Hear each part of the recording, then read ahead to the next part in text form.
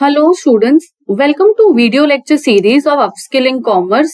The very first topic that we will discuss is accounting basics. So accounting is often called the language of business. The main goal of accounting is to provide clear and accurate information that helps in making financial decisions.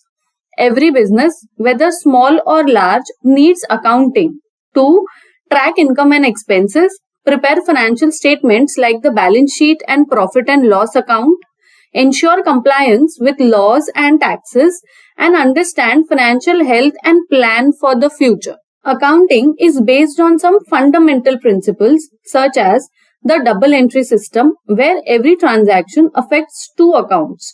It also follows rules like debit and credit and uses standard formats to ensure clarity and consistency.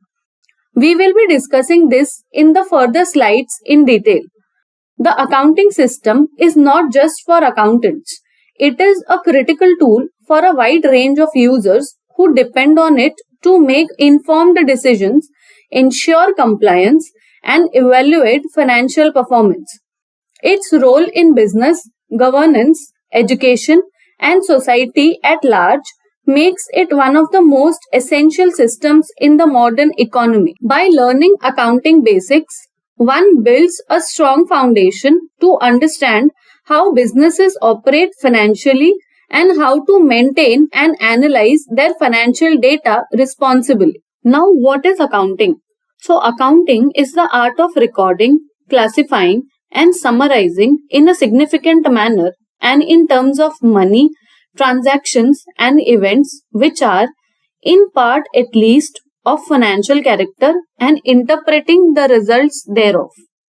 Let's understand the definition of accounting step by step using a real-life example of a small business. Say a bakery named Sweet Crumbs owned by Ria. Accounting is the art of recording financial transactions as and when they happen. For example, when Ria buys ingredients for her bakery or makes a sale, she notes down these transactions in a proper format. Next comes classifying. She groups similar transactions under categories like raw material expenses, rent, or sales revenue, which makes it easier to track how much she earns or spends in each area. After this, she proceeds to summarize the data by preparing a monthly report like a profit and loss account or balance sheet. These summaries show her total income, expenses, and remaining profit, offering a clear picture of her bakery's performance. All this is done in a significant manner, meaning RIA only includes useful and relevant information like revenue, not customer compliments, so that her reports are easy to understand. Moreover, accounting only records activities in terms of money. So while customer feedback may be helpful, it isn't part of the financial records unless it impacts income. RIA also record transactions and events of financial character such as expenses for oven repairs or receiving payments from customers because these affect her business financially. Finally, she uses this information for interpreting the results, analyzing her profits, identifying areas to cut costs, and planning expansion. This helps her make sound business decisions and manage her bakery more effectively. Now let's discuss about ledger accounts and debit and credit effects in accounting. So an account is usually a T account, which is a visual representation of a ledger account that looks like a T. It helps record and understand the debit and credit effects of each transaction. In accounting, debit and credit are terms used to record the dual effect of every financial transaction. They do not mean increase or decrease by themselves. Their effect depends on the type of account. Now let's discuss these effects for 5 major items. The first one is assets. So assets have a natural debit balance. They increase on the debit side and decrease on the credit side. So if you are adding more to an asset, For example, receiving cash or buying furniture, you record it on the debit side. The next is liabilities. Liabilities have a natural credit balance. They increase on the credit side and decrease on the debit side. So if you are adding more to a liability, for example, taking a loan, you record it on the credit side. The next is expenses. Expenses have a natural debit balance. They increase on the debit side and decrease on the credit side. So if expense is arising, for example, payment of rent, you record it on the debit side. The next is equity. Equity or capital have a natural credit balance. They increase on the credit side and decrease on the debit side. So if you are introducing capital into business, you record it on the credit side. And the next is revenue. Revenue have a natural credit balance. They increase on the credit side and decrease on the debit side. So if you are adding more to revenue, for example, recording of sales, you record it on the credit side. One of the fundamental principles of accounting is the total of the debit side must always equal the total of the credit side in a T-shaped account system. This rule ensures that the double entry accounting system is properly followed. If total of debit is not equal to the total of credit, then there is a mistake either in recording, posting or totaling. It could be due to entry posted on the wrong side, amount mismatch, or one part of the transaction missing. Now let's discuss about accounting rules, which are popularly known as golden rules of accounting. They are the foundation of the double entry bookkeeping system, which is used globally. The golden rules have clear guidelines on which account to debit and which to credit, helping accountants record every transaction correctly regardless of its complexity. These rules support the double entry system where every debit has an equal and opposite credit. So these golden rules are based on 3 types of accounts. We will discuss those accounts and also the rules. The first is personal account. A personal account in accounting refers to accounts that relate to individuals, firms, companies, or any legal person or group with whom the business has transactions. These accounts represent people or entities the business deals with, either by giving something to them or receiving something from them. Rule for personal account is debit the receiver and credit the giver. According to this rule, when a person or entity receives something of value, for example like cash or goods, their account is debited. And when a person or entity gives something of value, their account is credited. For example, if you pay rupees 1000 to Ram, Ram is the receiver, so his account is debited.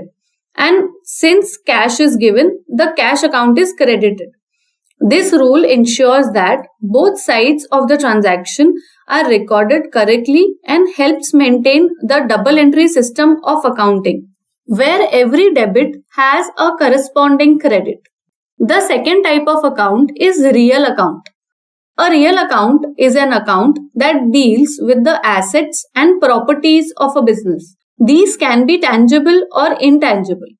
Real accounts are permanent accounts, meaning their balances are carried forward from one accounting year to the next. Rule for real account is debit what comes in, credit what goes out.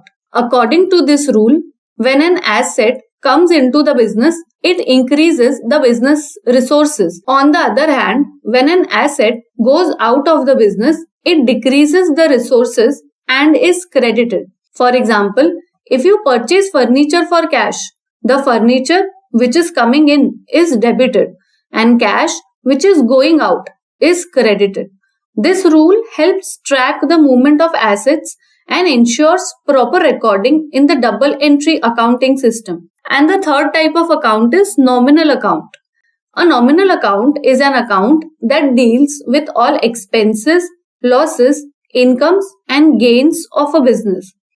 These accounts are temporary accounts, meaning they are closed at the end of each accounting period by transferring their balances to the profit and loss account. Rule for nominal account are debit all expenses and losses and credit all gains and incomes. According to this rule, whenever the business incurs an expense or suffers a loss, it reduces the business profit and is therefore debited. On the other hand, when the business earns income or gains, it increases the profit and is credited. For example, if the business pays rent of rupees 5,000, the rent account is debited as it is an expense and cash is credited. Similarly, if the business earns rupees 10,000 as commission, the commission account is credited as it is income and cash is debited. This rules helps determine the net profit or loss at the end of the accounting period. Now let's discuss about modern rules of accounting. These rules are different from golden rules of accounting. So the modern rules of accounting, also known as the accounting equation approach, are based on the classification of accounts into 5 types instead of the traditional 3. These rules align with the modern day business environment and the accounting equation. The accounting equation is assets is equal to liabilities plus capital. So here are the 5 modern account types and their respective rules. The first is capital account, where decrease in capital has to be debited and increase in capital has to be credited. This rule is applicable to all owners transactions like any new introduction of capital, drawings from the capital, etc. The next is asset account. So increase in assets has to be debited and decrease in assets has to be credited. This rule is applicable to all types of assets in the business. Some of the examples of assets are cash, land and building, plant and machinery, furniture and fixture, trademarks, etc. As you can see, it includes both current assets and non-current assets, tangible as well as intangible assets. The next is liability account. So any decrease in liability has to be debited and any increase in liability has to be credited. This rule is applicable to all the liabilities of business. Some of the examples are bank loan, mortgage loan, creditors, short-term loan, etc. Next is expense. So increase in expense has to be debited and decrease in expense has to be credited. This rule is also applicable to all types of expenses that occur in the business, and some of the examples are salary, wages, purchases, etc. And the last type of account is income, where decrease in income has to be debited and increase in income has to be credited. This is applicable to all types of income which is earned by the business, and examples are the main source of income, which is the revenue from operations known as sales, commission received, or any other type of indirect income. Now let's discuss some common accounting concepts in brief. We will start with assets. The first is sundry debtors. So what are sundry debtors? Sundry debtors are the customers or clients who have purchased goods or services from a business on credit and are yet to make the payment. They represent the amount of money that the business expects to receive in the future, making them a current asset in the balance sheet. The term sundry means various. So sundry debtors refer to multiple such credit customers. In accounting, they fall under personal accounts and follow the rule debit the receiver because they have received value from the business. Regular monitoring of sundry debtors is important to ensure timely collection and avoid bad debts. The next is fixed assets. Fixed assets are long-term tangible assets that a business owns and uses for its operations over a period of time, usually for more than 1 year. These assets are not meant for resale but are used to generate income and support business activities. Some of the examples are land, building, machinery, vehicles, and furniture. Fixed assets are recorded on the asset side of the balance sheet and are generally subject to depreciation except for land. Since they provide long-term benefits, they are also known as non-current assets. Investing in fixed assets shows the business long-term stability and growth potential. The next is current assets. Current assets are short-term assets that a business expects to convert into cash, sell, or consume within 1 year or within the normal operating cycle, whichever is longer. They include cash and cash equivalents, accounts receivable, inventory, prepaid expenses, bills receivable, and short-term investments. These assets are shown on the asset side of the balance sheet under the current assets heading. Current assets are important for a business day-to-day operations and help maintain liquidity, which means the ability to meet short-term financial obligations. The next is investments. Investments in accounting refer to the amount of money or resources a business puts into financial instruments or assets with the expectation of earning a return or profit in the future. These can include shares, bonds, debentures, mutual funds, fixed deposits, or real estate not used in regular business operations. Investments are usually classified into two types. The first is current investments, which are short-term and held for less than 1 year. And the next is non-current investments, which are long-term and held for more than 1 year. They are shown on the asset side of the balance sheet and help the business earn extra income besides its core operations. Next is stock in hand. Stock in hand, also known as inventory, refers to the goods or material a business holds at a given point in time that are meant for sale, production, or consumption during its operations. It includes raw materials, work in progress, and finished goods that are unsold. Stock in hand is a current asset and is shown on the asset side of the balance sheet. It plays a key role in calculating the cost of goods sold and determining the profitability of a business. Proper management of stock in hand ensures smooth production and sales without overstocking or shortages. Next is loans and advances. Loans and advances shown on the asset side of the balance sheet represent the amount that a business has given to others, such as employees, suppliers, or related parties, with the expectation of getting it back in the future. These are not expenses but recoverable amounts. Loans are amounts lent by the business for a longer period, often with interest.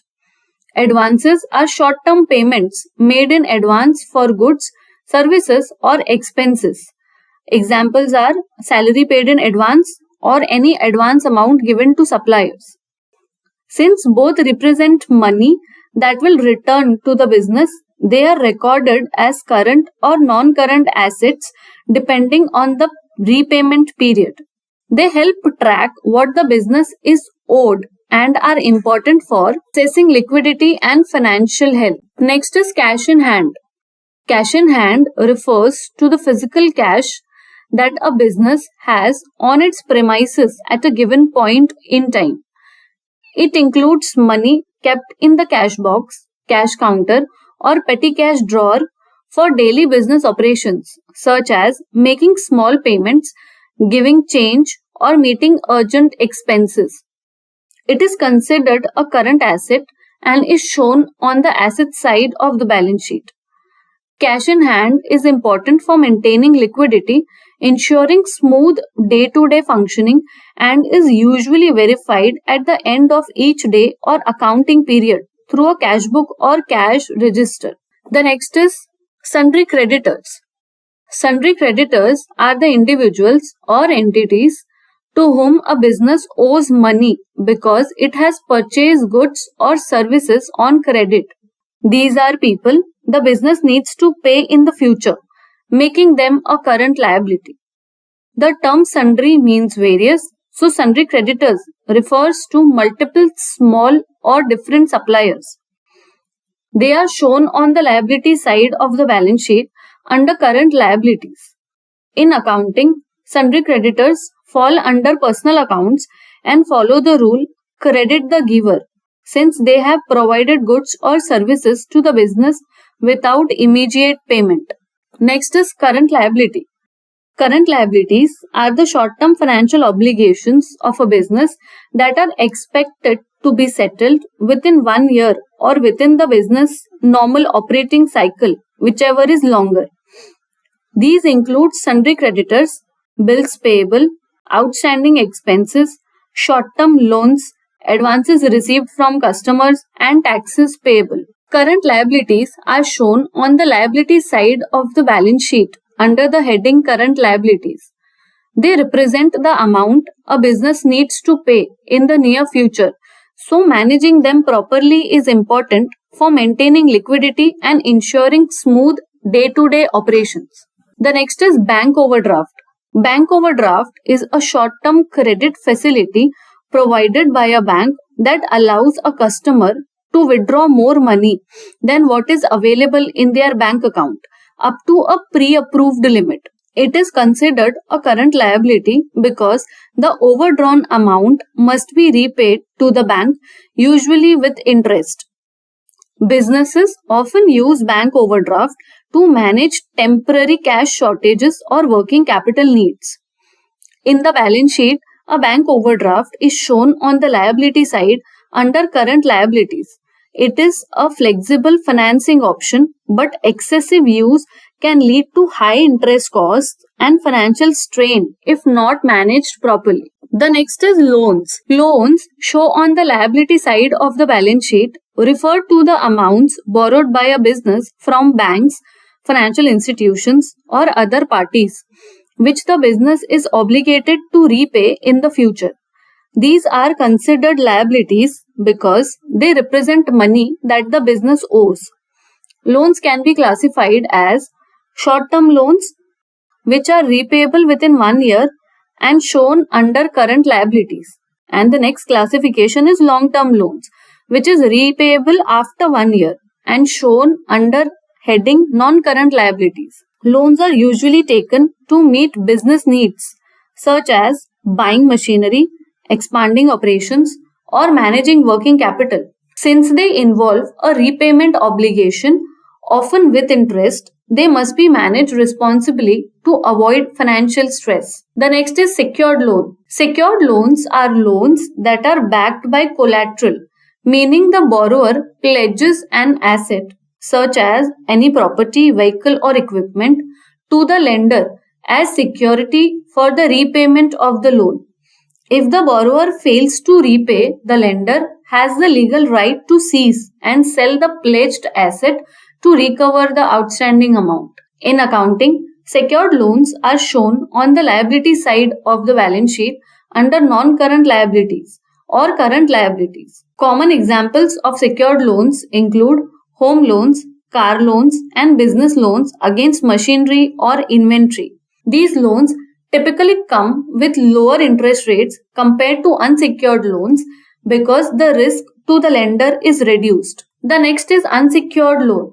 Unsecured loans are loans that are not backed by any collateral or security. In these loans, the lender provides funds based solely on the borrower's creditworthiness and repayment capacity. Since there is no asset pledged, unsecured loans carry higher risk for the lender and therefore often come with higher interest rates. In accounting, unsecured loans are shown on the liability side of the balance sheet under non-current liabilities if repayable after 1 year or current liabilities if repayable within a year. Examples include personal loans, business loans without collateral, and credit card borrowings. These loans are useful for quick funding but must be managed carefully due to strict repayment terms and higher costs. The next is provision. Provision are amounts set aside from a business profits to recover future known liabilities or losses, even though the exact amount or timing is uncertain. They are a type of adjustment entry made to ensure that all expected expenses are accounted for in the current accounting period. Provisions are shown on the liability side of the balance sheet under current or non-current liabilities depending on when the payment is expected. Next is duties and taxes. Duties and taxes refer to the various government levies that a business is required to collect, pay, or account for during its operations. These are considered current liabilities in accounting because they are usually payable within a short period, like monthly, quarterly, or annually, and are shown on the liability side of the balance sheet under current liabilities. These amounts may be collected from customers or deducted from employees or vendors and must be paid to the respective government authorities. Timely payment and accurate reporting of duties and taxes are essential to avoid penalties, interest, or legal issues. The next is reserves and surplus.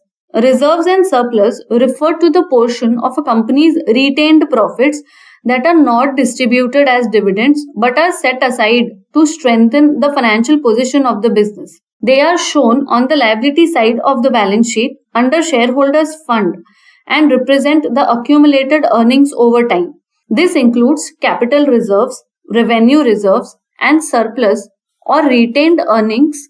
This includes capital reserves, revenue reserves, and surplus or retained earnings. Reserves and surplus help a company meet future uncertainties, fund expansion, and maintain financial stability without relying heavily on external borrowings. Next is purchase. Purchase refers to the total cost of goods bought by a business for resale or for use in production during an accounting period.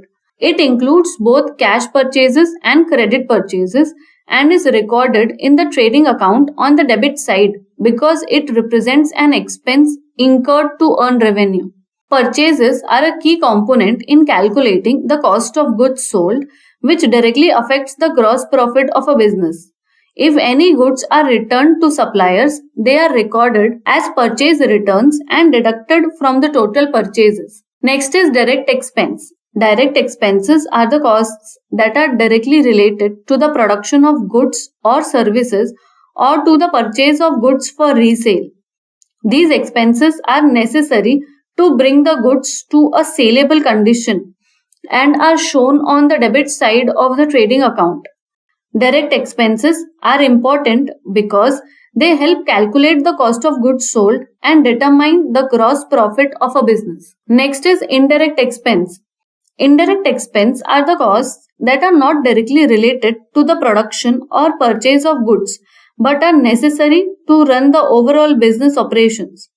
These expenses are incurred after the goods are ready for sale and are shown on the debit side of the profit and loss account. Indirect expense helps in managing, selling, and administering the business, and while they don't affect the cost of goods sold, they do reduce the net profit. Next is miscellaneous expenses. Miscellaneous expenses refer to small, irregular, or minor expenses that do not fall under any specific category but are necessary for the day-to-day running of a business. These are usually indirect expenses and are recorded on the debit side of the profit and loss account. Since these expenses are not significant individually, they are grouped together under the head miscellaneous expenses to simplify accounting records. While small, they are still important and must be properly tracked to ensure accurate profit calculation. Next is indirect income. Indirect income refers to the income earned by a business from sources other than its main operating activities, such as selling goods or services. It is not directly related to the core business but still contributes to the overall profit. Indirect income is recorded on the credit side of the profit and loss account. Indirect income helps improve the net profit of a business and is important for understanding additional sources of revenue beyond the regular business operations. Next is direct income. It can also be known as sales or revenue from operations. Sales refer to the total amount earned by a business from selling goods or services during an accounting period. It includes both cash sales and credit sales and is recorded on the credit side of the trading account because it generates revenue for the business. Sales are a key component in calculating gross profit. If customers return goods, it is recorded as sales return, or return inward, which is deducted from total sales to arrive at net sales. Sales reflect the core income of a trading or manufacturing business. The next is capital. Capital refers to the amount of money or assets invested by the owner into the business to start or run its operations. It represents the owner's claim on the business and is shown on the liability side of the balance sheet under capital account, because from the business point of view, it is an amount payable to the owner. Capital can be in the form of cash, goods, or other assets contributed at the beginning or during the life of the business. Any additional investment increases capital, while withdrawals or losses reduce it. In simple terms, capital is the financial foundation of the business. Next is branch and division. A branch is a physically separate unit of a business that operates in a different location but remains under the control of the main office or head office. It usually performs similar activities as the main business, such as selling goods, providing services, or managing operations in a specific area. On the other hand, a division is an internal part of the organization structured around products, services, or functions and may or may not have physical separation. For example, a company may have a marketing division, finance division, or electronics division. While branches focus on geographical spread, divisions focus on organizational structure and specialization. Both help in efficient management, performance tracking, and expansion of business operations. The next is suspense account. A suspense account is a temporary account used in accounting to record transactions when there is uncertainty or incomplete information about where the entry should go. It helps ensure that the trial balance still tallies even if some details are missing at the time of recording. Once the correct account is identified, the amount is transferred from the suspense account to the appropriate account and the suspense account is cleared. Suspense accounts can appear on either the asset or liability side of the balance sheet depending on whether the amount is debit or credit. It is mainly used to avoid delay in bookkeeping and is only a short-term solution until proper classification is done. So that's all for accounting basics. We will meet in another video lecture with a new topic. Thank you.